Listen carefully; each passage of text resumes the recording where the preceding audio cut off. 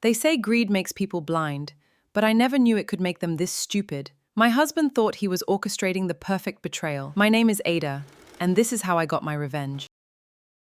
They say love is blind, but in my case, love was completely foolish. My name is Ada. While I spent my days running my business, counting every single naira and working myself to the bone, my husband sat on our torn sofa, drinking beer and living off my sweat. I thought I was being a good, supportive African wife. I didn't know he was planning a betrayal that would change my life forever. That parasite was my husband, Chidi. When we married, he promised the world, but laziness is a disease. Soon, he stopped looking for work entirely. He didn't just live off me. He demanded my earnings like a tax collector. If the money was late, his tongue became a whip, and his hands followed. I stayed because society told me a good woman endures.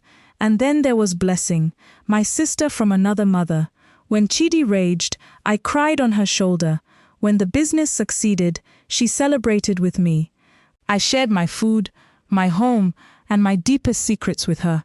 I thought she was my anchor. I didn't know she was secretly drowning in envy, waiting for the perfect moment to pull me under. While I was out in the hot sun working, the two people I loved most were behind my back, weaving a web of lies. Blessing started visiting my house when she knew I wasn't there. She would sit with Chidi at my dining table under the dim lamp, holding his hands and whispering poison into his ear. She flattered his lazy ego, telling him a handsome man like him deserved a woman who would pamper him, not a businesswoman who was always tired. They thought they were being clever. They thought I was completely blind. I came home early that evening, stepping into the hallway quietly so I wouldn't disturb anyone. But as I looked through the gap in the doorway, my breath caught in my throat. There they were on the couch, whispering and laughing in an intimate embrace. Chidi and Blessing. They were so wrapped up in each other that they didn't hear the floorboards creak. My heart shattered, but my survival instinct kicked in immediately. I stepped back into the shadows. If I confronted them now, they would just lie. No, I needed them to keep playing their game, right into the trap I was about to set. That night, I didn't sleep a wink, while Chidi snored in the other room, completely clueless that his secret was out. I sat at my desk, under the dim glow of my lamp. I looked at my bank accounts, my business assets, and a long list of Chidi's unpaid debts. The crying was officially over.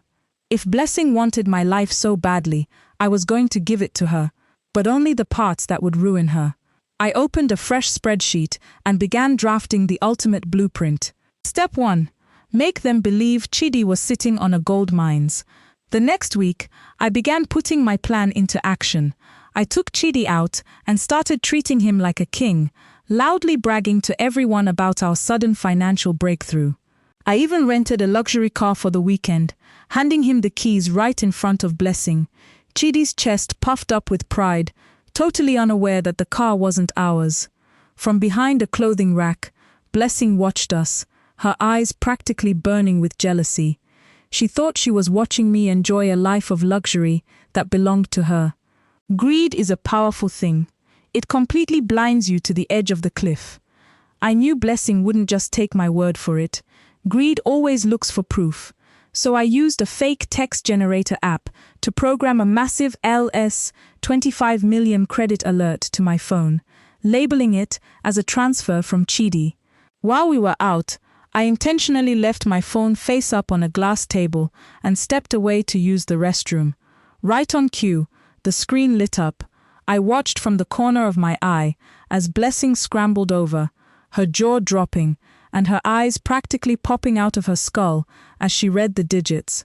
She truly believed Chidi was secretly loaded. The very next afternoon, I invited Blessing out for coffee. I squeezed fresh lemon juice near my eyes right before she arrived to make them look red and swollen. I slumped into my chair, holding a crumpled tissue, and played the part of a broken woman perfectly. I leaned in and whispered, "Blessing, I can't do this anymore. Chidi has changed. He's making so much money now, but he treats me like garbage. I'm thinking of leaving him so I can just have peace." Blessing leaned forward, her eyes locked onto mine, with an eager, predatory look. She nodded sympathetically, telling me I deserved better, while her twisted mind was already calculating how quickly she could move into my house. That very night, Blessing didn't waste time. She cornered Chidi at a local bar, sitting him down in a dark booth to drop her ultimatum.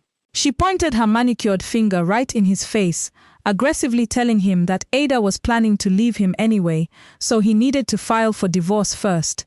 He told her straight up that he can't divorce me yet. I am completely broke, and she is the one feeding me and paying the rent. He said if I leave her now, I will be sleeping on the streets.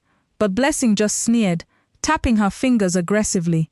She hissed and told him he was being cowardly, whispering that Ada's business was hiding millions from him.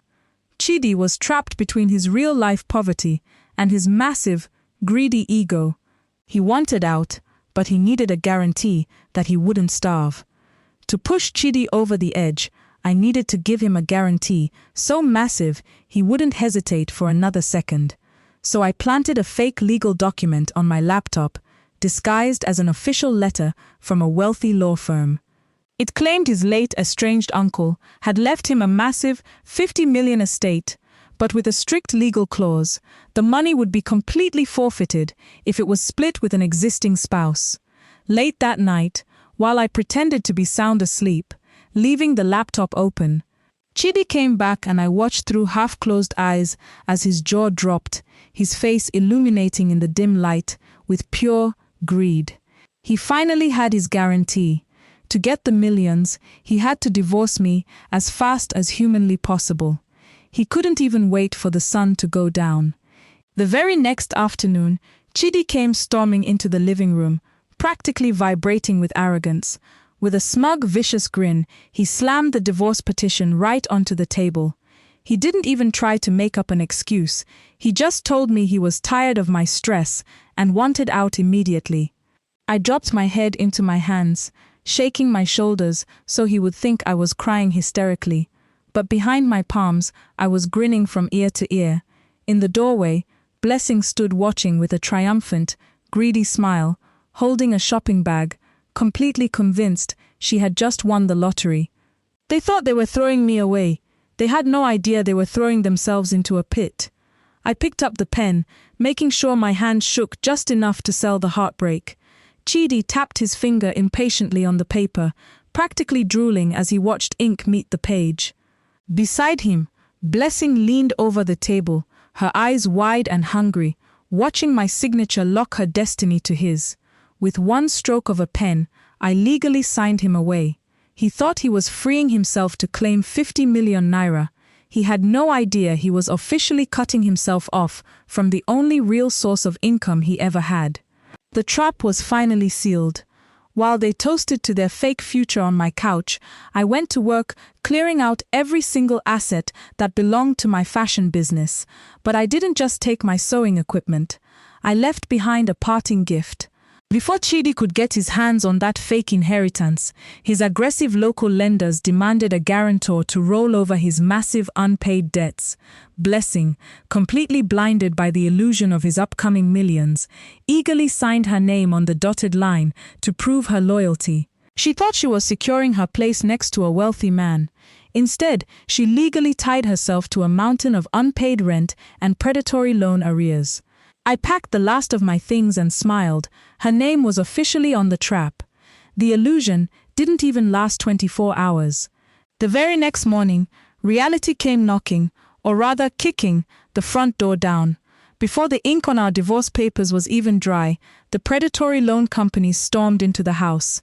They didn't care about Chidi's fake inheritance. They wanted their money right now. And because Blessing had arrogantly signed her name as his guarantor, they shoved the red-stamped liquidation notices directly into her face. I watched from across the street as she clutched her head in absolute panic, her jaw dropping as she realized she hadn't stolen a millionaire, she had legally married a financial parasite. The hunter had officially become the prey. Chidi thought he could bravado his way out of anything. He smirked at the loan sharks, pulled out his phone, and told them to back off, because he was about to transfer his millions right then and there. He clicked the link to his fake inheritance website, his thumb trembling with confidence. But instead of a bank balance, the screen blinked a harsh, mocking red. Access denied. Account does not exist. He refreshed it once, twice, 3 times, his sweat dripping onto the glass as his manic smile completely melted away. In that freezing second, the reality finally dawned on them. There was no uncle, there were no millions, and Ada was already gone. Sometimes, the best revenge isn't a loud confrontation, it's letting toxic people defeat themselves with their own greed. I took my passion, my machinery, and my dignity, and I built something completely new. Today, Ada's Couture isn't just surviving, we are thriving, opening flagship stores and dressing women who know the true value of loyalty and hard work. As for Chidi and Blessing, they are still trapped in that empty apartment, fighting over broken promises and avoiding debt collectors. They tried to steal my present, but all they did was guarantee my future. Remember, nobody can take the blessings that are truly meant for you. If you enjoyed this story, please like, share and subscribe.